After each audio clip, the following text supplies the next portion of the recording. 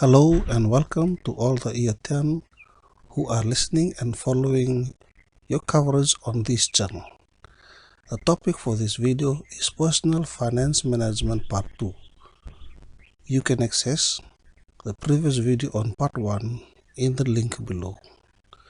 The objective of this session are discuss ways to finance our needs, identify ways to maximize income for the family or individual, discuss how money contributes to well-being, discuss the benefits and costs of life events, non-financial nature, and the bonus is the 7 baby steps to financial freedom by Dave Ramsey. Ways to finance your needs and wants. Number 1 is to have a job. It can be a full-time job, a casual, part-time, online, and can be categorized as skilled or unskilled job. So you'll be earning your income to finance your needs and wants from the job that you have. Second, by a small-scale enterprising skills. It could be including farming, making handicrafts, making sweets, firewood sales, etc. These are small-scale using enterprising skills. And thirdly is to start a business, taking the risk in investing in facilities, getting the necessary equipment and the business activity with proper legal documentation, marketing, and getting into trade with your customers. Number 4 is saving from an early age. This allows you to have the necessary capital needed for launching into higher, better investment. You can see there's a picture there. It states that start saving at an early age to have a secure future. In the COVID-19 lockdown, on the level of unemployment situation we have in the country, it helps us to reflect on the importance of managing your personal finance or having importance of personal finance management. Ways of maximizing income for a family or for individual.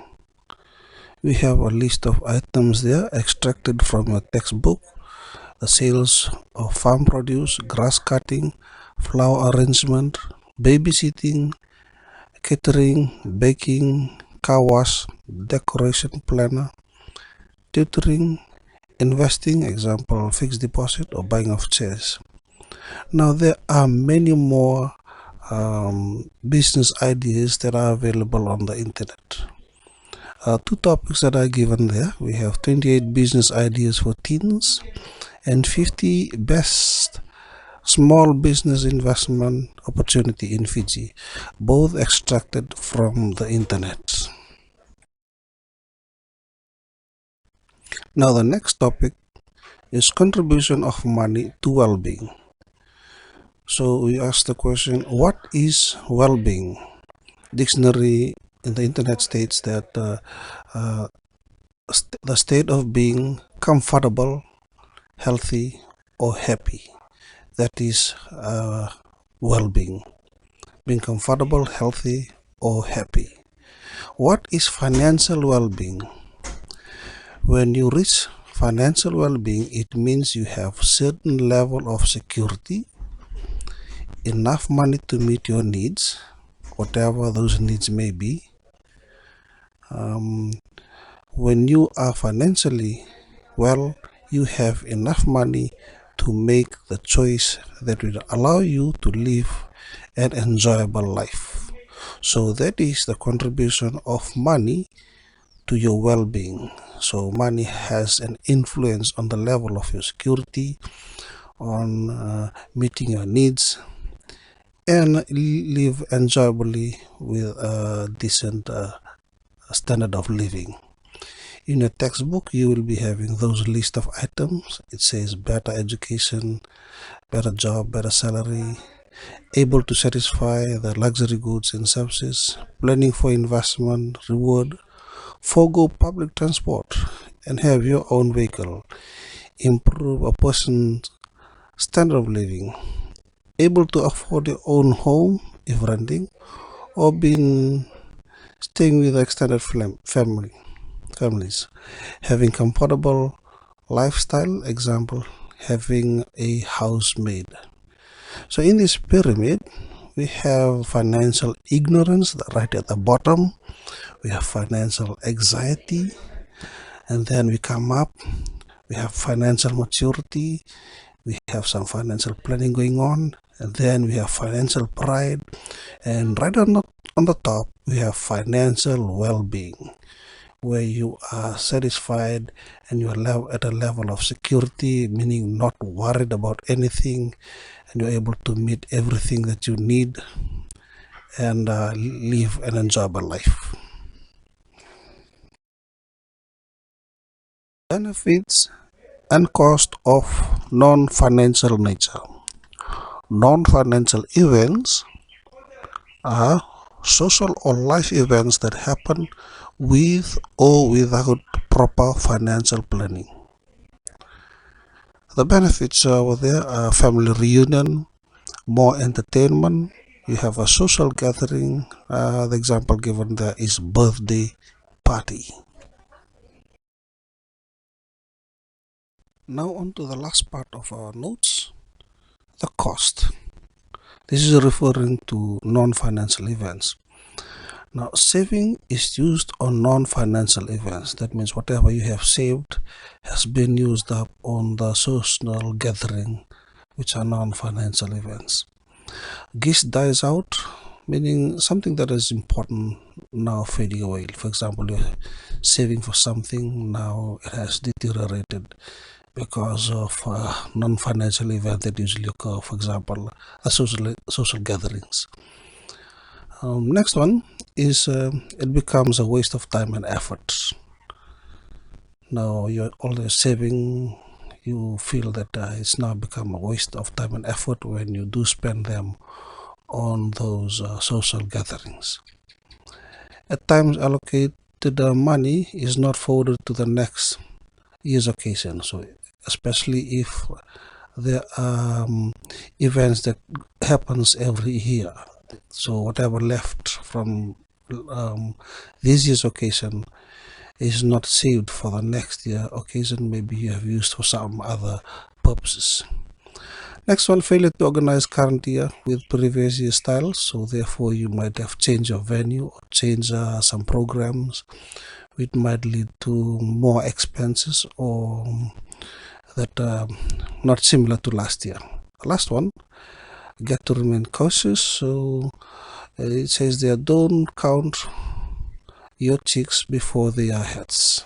So it's a precautionary. You do not expect everything to work well because things might not go well, especially if you are saving a lot and things might happen and then you might spend on other things that you did not expect.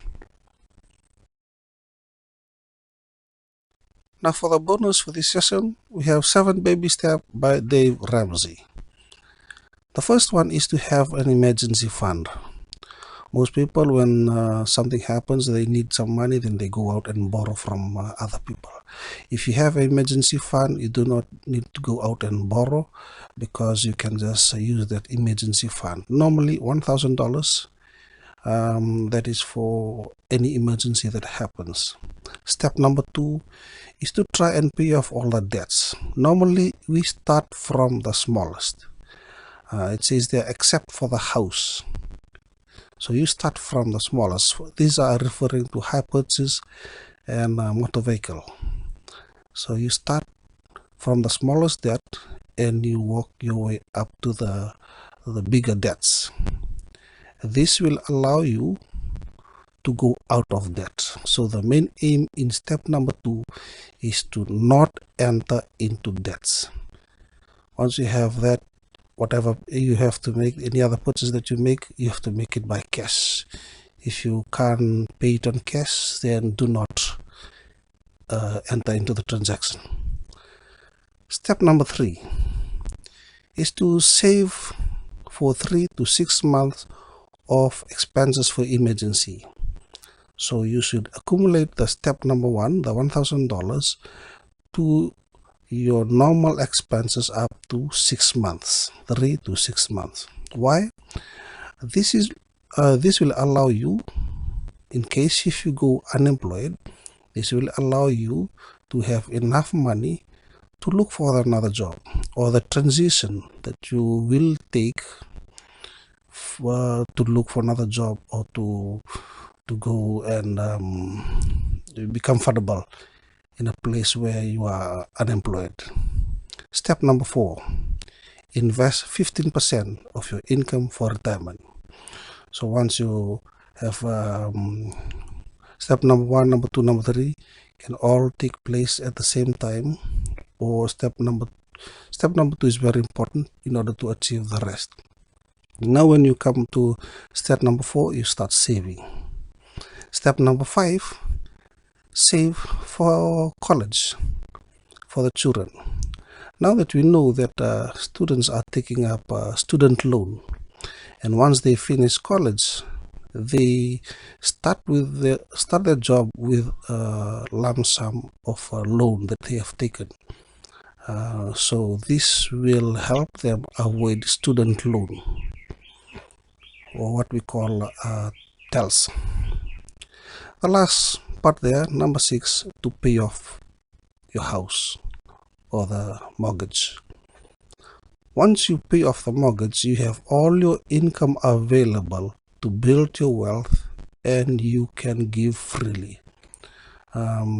So one of the biggest temptation there is to go back into debts.